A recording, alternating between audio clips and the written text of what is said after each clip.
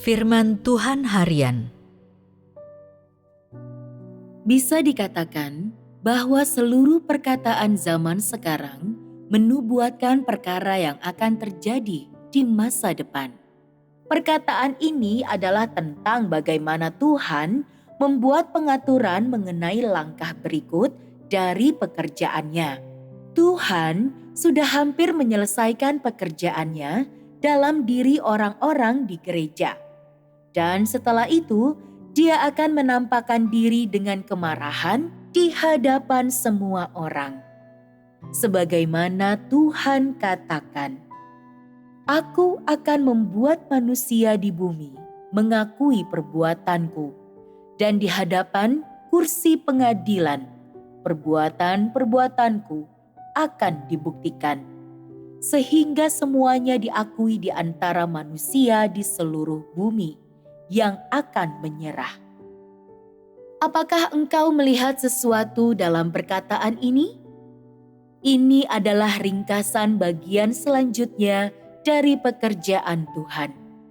Pertama-tama, Tuhan akan membuat semua anjing penjaga yang menggunakan kekuatan politik diyakinkan dengan tulus, dan Dia akan membuat mereka mundur dari panggung sejarah atas kemauannya sendiri.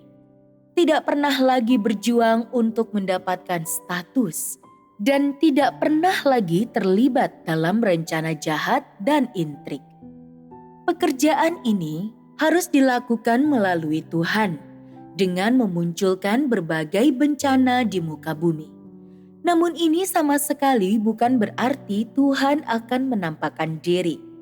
Pada saat ini, negara Sinaga Merah yang sangat besar masih akan tetap menjadi tanah yang najis.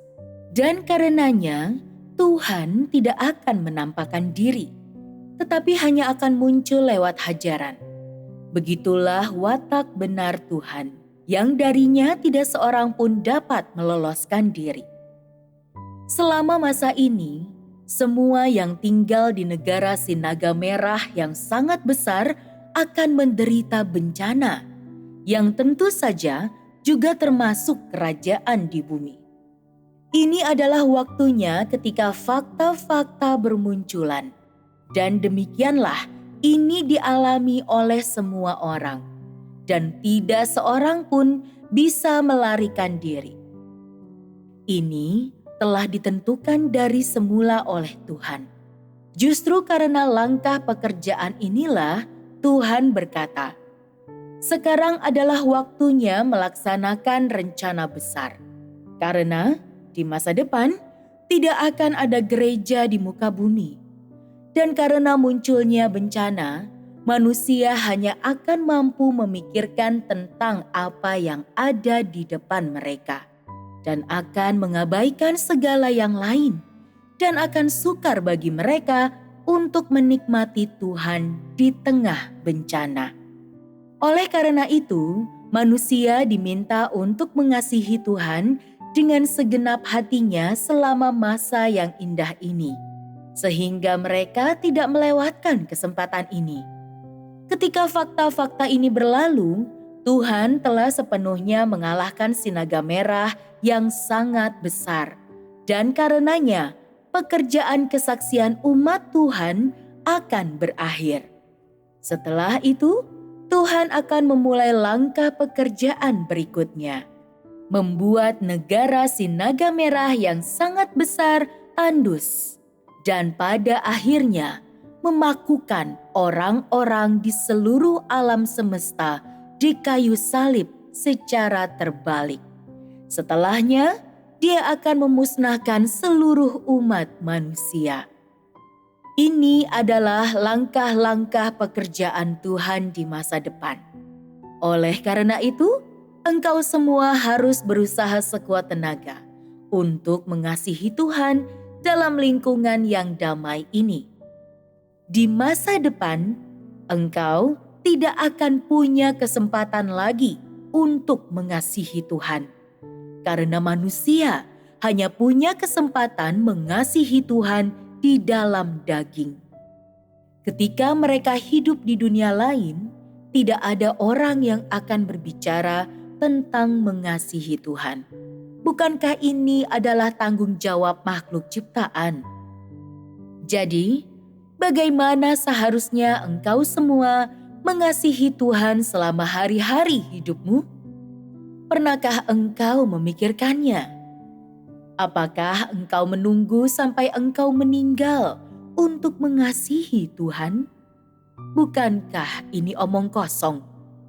Hari ini, mengapa engkau tidak berusaha mengasihi Tuhan? Bisakah mengasihi Tuhan sementara sibuk menjadi kasih yang sejati bagi Tuhan? Alasan mengapa dikatakan bahwa langkah pekerjaan Tuhan ini akan segera berakhir adalah karena Tuhan sudah memiliki kesaksian di hadapan iblis. Jadi, tidak perlu manusia melakukan apapun. Manusia hanya diminta untuk berusaha mengasihi Tuhan di tahun-tahun kehidupannya. Inilah kuncinya. Karena tuntutan Tuhan tidak tinggi, dan terlebih lagi karena ada kecemasan yang membara di hatinya. Dia telah menyatakan ringkasan langkah berikut dari pekerjaannya sebelum langkah pekerjaan ini selesai. Yang jelas menunjukkan berapa banyak waktu yang ada. Jika hati Tuhan tidak cemas, akankah Dia menyampaikan firman ini sedemikian awalnya? Oleh karena waktunya singkat, maka Tuhan bekerja dengan cara seperti ini. Diharapkan engkau semua dapat mengasihi Tuhan dengan segenap hatimu, segenap pikiranmu, dan segenap kekuatanmu. Sama seperti engkau semua menghargai hidupmu sendiri. Bukankah inilah hidup yang paling bermakna? Di mana lagi engkau bisa menemukan makna hidup?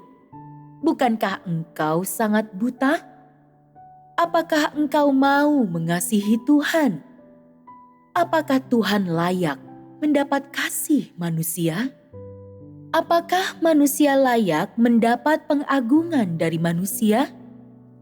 Jadi, apa yang harus engkau lakukan? Kasihilah Tuhan dengan berani, tanpa keraguan, dan lihat apa yang akan Tuhan lakukan kepadamu. Lihatlah apakah Dia akan membinasakanmu. Singkat kata, tugas mengasihi Tuhan lebih penting daripada menyalin dan menulis bagi Tuhan. Engkau harus memberikan tempat utama bagi yang terpenting, sehingga hidupmu bisa menjadi lebih bernilai dan dipenuhi dengan kebahagiaan.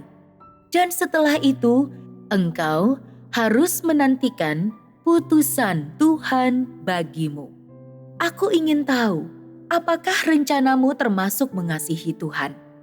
Aku ingin rencana semua orang menjadi rencana yang akan disempurnakan oleh Tuhan. Dan semua rencana itu menjadi kenyataan.